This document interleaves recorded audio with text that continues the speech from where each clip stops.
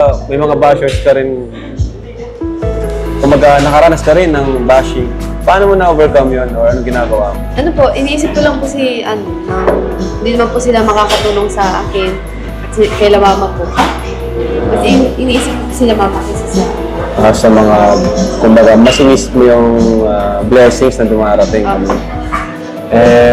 Ngayon, affected ka pa rin ba kapag may nababasa ka or nagbabasa ka? Siyempre po, affected. Affected ka. Pero kaya mo naman. Kaya mo pa. I mean, okay ka pa. Okay po. Okay ka pa. Kahit may mga bashers. Grabe, ang strong mo naman. Umiyak ka ba pag ano? Umiyak ka pa rin ba minsan? Siya? Pero madalas pa rin, oh. Hindi naman. Ito si Carla din. At si Carla, may mga naka-ano din ta ng bashing, nakaranas din. Ikaw, Carla, ano yung mga advice mo sa mga ibang Kalingap Angels na yun, nakaranas din ng bashing? Ano na lang po, be strong. Ha? Be strong? Opo. Ikaw, affected ka pa rin ba pag may nababasa kang bashers? Opo, minsan po. Ha? Minsan po. Minsan? Opo. Ano ginagawa mo? Ano na lang po, tinatawanan ko na lang po. Ginagawa mo na lang. Tama yun, very good, very good. Tapos ano na lang po, pinipray ko na lang po kay Lord kasi ako naman po yung talagang nakakakilala sa sarili ko. Tapos ako na... Tama. Ba't ka umiyak? Naiyak ka? Tama naman yun. Ikaw ba pa, Joms? Nakaranas ka na rin ba ng pangbabash? Bro, matagal na.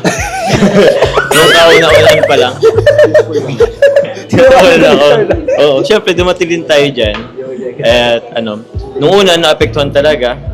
Pero sa ngayon, parang normal na lang tulad ninyo kahit papano is ganoon naman talaga.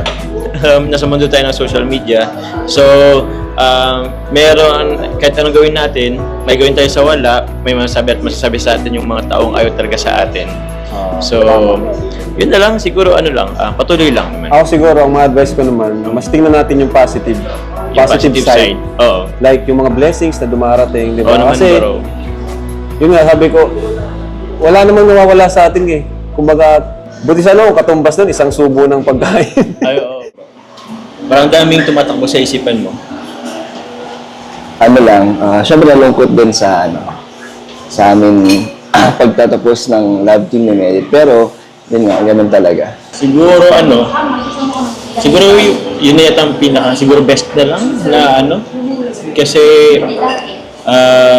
nanonood kita, medyo apektado ka na rin eh. So, yung personal mo, medyo affected na rin. So, siguro, lahat naman may ending. So,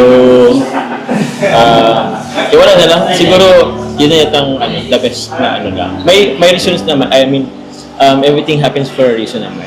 So, yun.